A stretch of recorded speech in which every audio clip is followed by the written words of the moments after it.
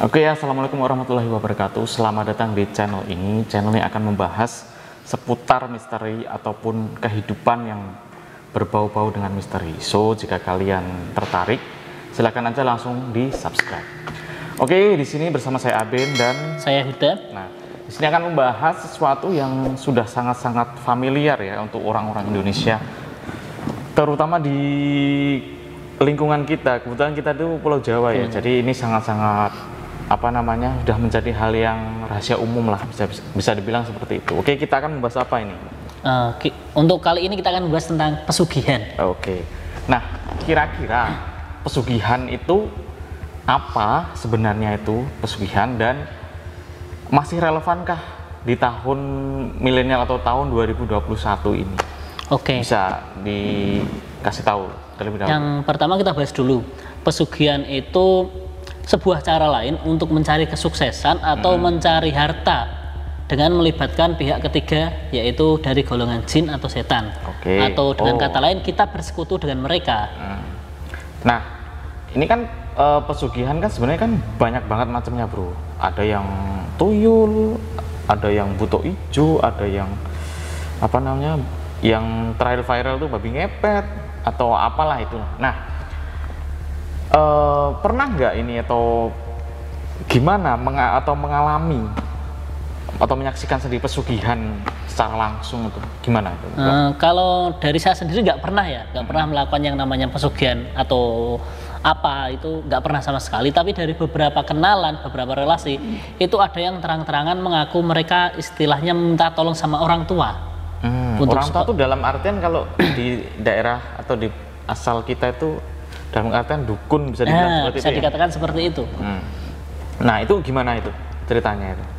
Jadi ada salah satu relasi yang kebetulan emang dari ekonomi ke bawah, kemudian karena dia udah merasa stuck, merasa nggak bisa naik lagi ekonominya, apalagi kebutuhan semakin banyak, dia nekat datang ke daerah selatan. Oke, saya tahu selatan itu kira-kira di mana. Kita nggak mau menyebut daerah, nama atau apa gitu. Terus gimana itu? Intinya dia datang ke selatan itu minta tolong sama orang tua tadi untuk dipertemukan dengan yang bisa diajak kerjasama untuk menjadi pesugihan. Iya, bisa disebut juga juru kunci. Nah, itu apa yang terjadi selanjutnya itu? Sebentar, prosesnya dulu seperti apa yang kamu tahu? Jadi dari cerita dia, ketika pertama kali datang ke sana, ditanya dulu sama juru kuncinya itu sampai 3 kali. Udah mantap atau belum untuk menjalankan ritual ini nantinya, itu sampai 3 kali. Ketika benar-benar udah mantap, ditanya fotonya apa, kemudian lahir di hari apa, segala macam itu ditanya, kemudian baru dicarikan hari yang pas untuk datang melakukan ritual. Oh ya, sebelum kamu lanjut, aku juga pernah dengar katanya itu nggak semua orang bisa memetik pesugihan. Katanya itu, contohnya syaratnya itu harinya, hari lahirnya atau wetonnya, kayak misalkan katakanlah Jumat Kliwon atau apa gitu, itu bisa berpengaruh. Apakah demikian atau gimana? Dari cerita itu tadi iya, karena nggak semua orang itu wetonnya cocok untuk melakukan pesugihan. Oh, berarti nggak semua orang? Iya, nggak semua orang. Misalkan bisa. Aku sama kamu belum tentu bisa. Belum tentu bisa. Oh, terus ada lagi katanya nggak boleh bujang, itu bener atau enggak? Belum tentu juga. Soalnya aku yang pernah dengar katanya itu nggak boleh bujang, jadi harus berkeluarga dan disarankan untuk udah yang punya anak gitu. Untuk itu mungkin pembahasannya lebih ke sini ya. Untuk pesugihan itu sendiri kan di tempat kita itu kan banyak ya, di tanah Jawa itu banyak, seperti yang tadi Mas Aben bilang, ada tuyul, kemudian buto ijo dan lain sebagainya. Itu tergantung posisi kita sendiri seperti apa. Kalau kita bujang berarti kita harus memilih pesugihan untuk orang yang bujang. Oh, ada tuh? Iya, pasti di semua tempat itu ada. Terus terus tadi yang cerita yang kelanjutannya gimana itu? Nah, untuk relasi saya ya, kebetulan karena dia melakukan pesugihan dengan tuyul, ya, dia waktu datang ke juru kunci itu ditanya udah siap? Ya siap, dia sampai mantap siap. Kemudian dia diberi kontrak. Oh, ada kontrak? Iya. Kontraknya dalam kertas atau gimana? Siapa tahu kan? Ya, kalau untuk itu hitam di atas putih mungkin. Saya kurang paham pastinya, tapi dia cerita dari kontraknya itu salah satunya disebutkan bahwa masa perjanjian itu 10 tahun. Itu masa perjanjian pertama itu 10 tahun. Oh, 10 tahun. Iya, jadi selama 10 tahun si tuyul itu harus ngikutin dia terus. Kemudian setelah kontrak itu habis, mau diperpanjang atau mau sudah. Kalau misalkan disudahin gimana? Nah, itu ketika disudahin berarti kemungkinan dia udah end. Nah, udah. Berarti melarat lagi dong, bisa dibilang seperti itu. Bukan melarat lagi, tapi dianya yang diajak ganti ke alam lain. Oh. Terus kalau misalnya diperpanjang? Diperpanjang berarti waktu dia hidup juga diperpanjang lagi. Tapi mungkin. Nah, tapi nanti mungkin di sananya. Pasti lebih berat lagi. Berarti bisa dikatakan pesugihan itu kita berhutang sama makhluk itu. Iya, kita berhutang sama mereka, kita dibantu. Terus nanti kita mengembalikan lagi gitu. Iya, ada konsekuensinya. Dan kita mengembalikannya nggak lewat harta, tapi lewat jiwa kita pastinya. Berarti bisa dibilang sebenarnya malah rugi kalau dihitung-hitung. Iya kan? Rugi dalam artian pertama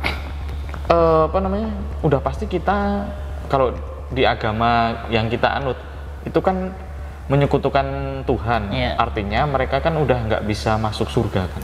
Udah pasti kan. Udah pasti. Nah, itu kerugian pertama, itu kerugian sangat besar. Kedua, dalam hidup juga terbatas. Iya, kan? Jiwa mereka tergadai gitu kan. Waduh. Itu baru urusan masalah jiwa, masalah rohani. Tapi ada lagi kerugian lain selain itu. Apa itu? Untuk tuyul sendiri dia pernah cerita yang digadaikan itu bukan cuma nyawanya dia, tapi keharmonisan rumah tangga. Jadi jadi ketika dia melakukan seperti itu, dia sama istrinya itu nggak akan bisa akur. Entah istrinya main sama orang lain atau apa, itu pasti. Berarti bisa dibilang malah nggak enak ya? Iya.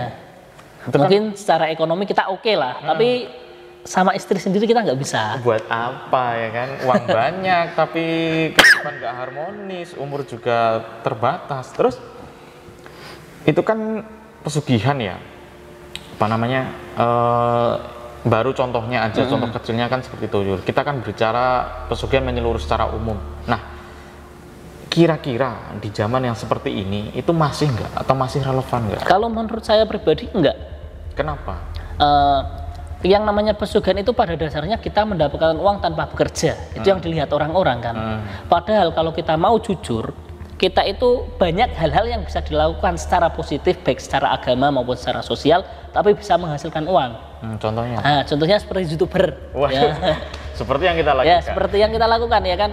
Tetangga nggak ada yang tahu kita kerjaannya apa. Ya kan? Itu ada ceritanya juga kan, yang dituduh ngepet atau apa. Dituduh ngepet. Ternyata bahkan, dia tuh seorang YouTuber gitu. Bahkan salah satu itu juga kan, salah satu YouTuber musik dari Jawa Timur tuh ada cewek itu. Nah itu dia sampai cerita itu sama tetangga-tetangganya itu diomong segala macam, dikunci segala macam, maupun PO atau apa segala. Ada juga yang seorang laki-laki itu katanya pesugihan, padahal penghasilannya tuh penghasilannya banyak tapi gak kelihatan. Sampai di sidang desa juga kan. Ternyata dia tuh seorang YouTuber juga gitu. Nah, oke, kita bicara tentang pesugihan tuh gini. Apakah semisal aku mau pesugihan, semisal ini ya, datang ke juru kuncinya itu, apakah langsung besoknya tuh akan terasa atau gimana? Maksudnya langsung kaya atau gimana? Kayak di film-film kan langsung uang muncul di apa? Enggak seperti itu. Konsepnya enggak seperti itu juga. Seperti apa sebenarnya? Jadi ketika anak-anak milenial pada nggak terlalu tahu ini gimana. Jadi ketika kita udah melakukan pesugihan itu kan, enggak besoknya langsung kita dapat uang dari mana tuh enggak. Tapi juga emang kita dituntut untuk memiliki usaha atau berusaha. Misalkan seperti ini, saya datang ke suatu tempat, kemudian saya melakukan ritual pesugihan. Setelah itu dari sana, saya sama juru kunci itu juga dikasih weling atau dikasih nasihat. Misalnya, Mas, nanti setelah kamu sampai rumah, kamu di rumah nanti buka usaha ini. Nah, dari usaha itu entah laku, entah berhasil atau tidak, itu duit banyak. Berarti walaupun kita udah melakukan pesugihan, kita tetap usaha juga. Usaha maksudnya usaha real. Iya, usaha real, karena itu juga menjadi kamuflase buat masyarakat sekitar juga. Gitu, baru paham. Kirain tuh pandangan aku ya. Kirain tuh kita pesugihan langsung besoknya langsung kaya dapat uang. Uang gitu. Ditransfer lewat apa gitu kan. Ya kali masa jinnya punya punya nomor rekening kan nggak mungkin. Nah, itu ngomong-ngomong soal pesugihan seperti yang kamu jelaskan tadi, itu aku juga punya cerita, bro. Oh, gimana?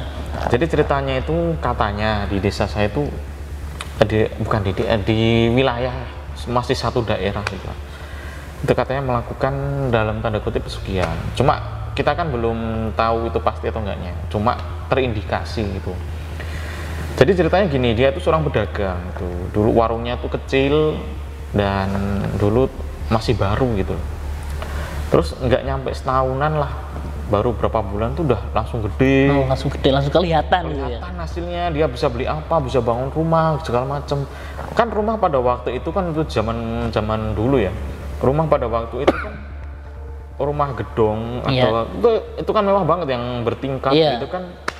Terlihat banget apalagi orang desa gitu kan. Kalau sekarang kan udah biasa lah paling kayak gitu doang. Kalau dulu kan wah gitu kan udah punya kendaraan, dulu kan masih jalan kaki kan. Nah itu orang pada curiga itu. Terus katanya itu yang jadi tumbalnya itu saudaranya sendiri.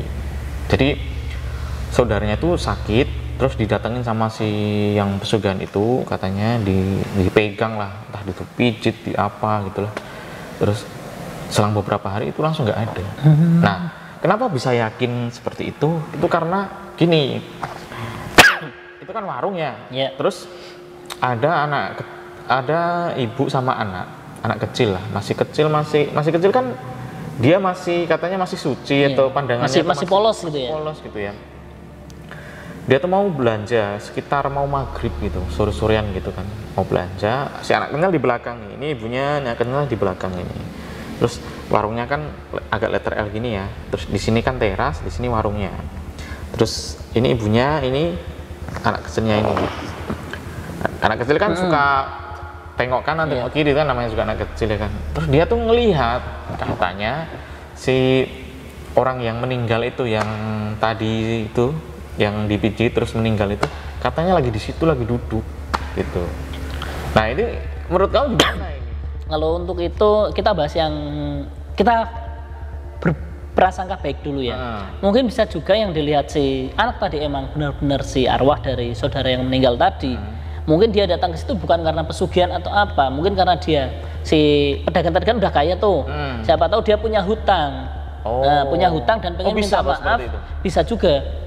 Kita berpositif thinking dulu. Kita positif thinking dulu. Mungkin mau minta maaf nggak bisa menyelesaikan hutang-hutangnya tersebut. Itu bisa juga. Tapi kalau menurut kita mau suudon seperti kebanyakan orang-orang, bisa jadi seperti itu.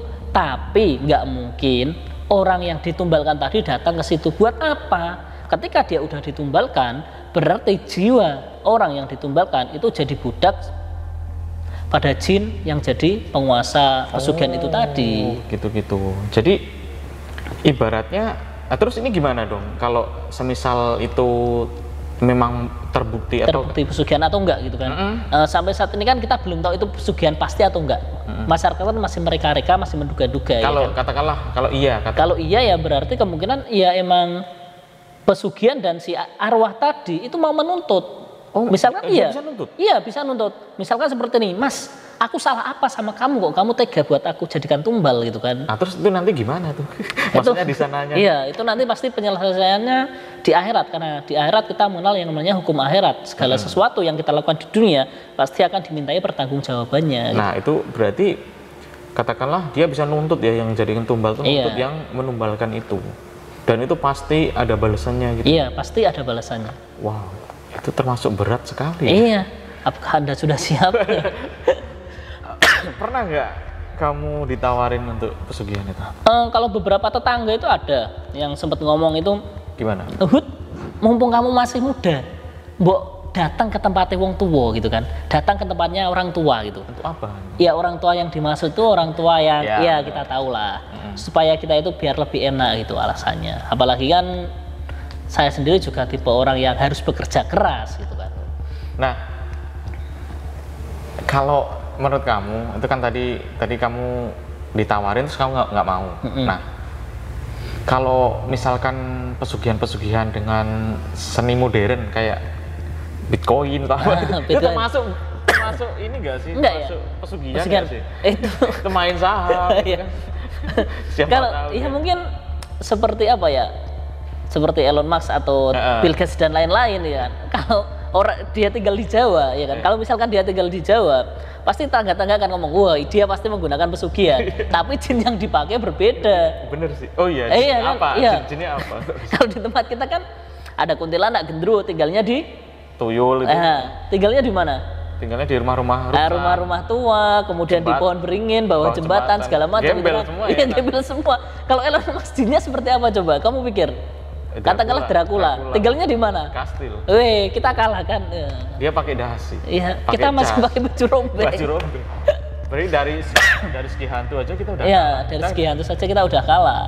Dan secara logisnya aja ya, kalau menurut pandangan aku sendiri ya, melihat fenomena ini, kayaknya kalau pesugihan itu ini sih percuma.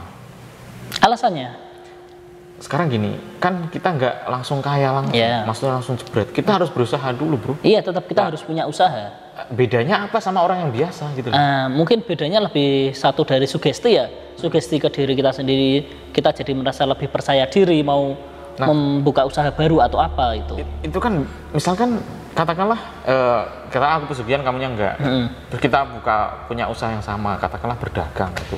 Terus etos kerjanya sama, cara promosinya sama. Terus tapi hasilnya berbeda. Enggak, maksudnya bisa enggak yang normal ngalahin yang pesugihan itu? Itu bisa saja.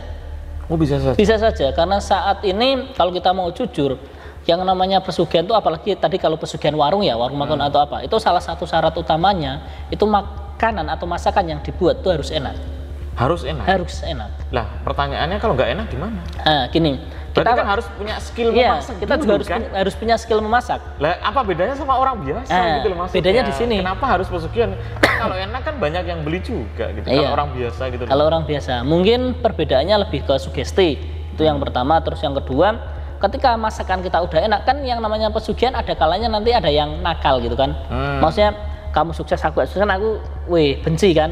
Oh, gitu. Kamu tak salahi, mungkin tak taruh. Bisa tuh. Iya, tak taruh tanah kuburan atau apa biar daganganmu nggak kelihatan. Tapi kalau masakanmu emang benar-benar enak, ketika pesugihanmu dijahati atau diusili sama orang lain, itu kan orang tetap nyari ke kamu.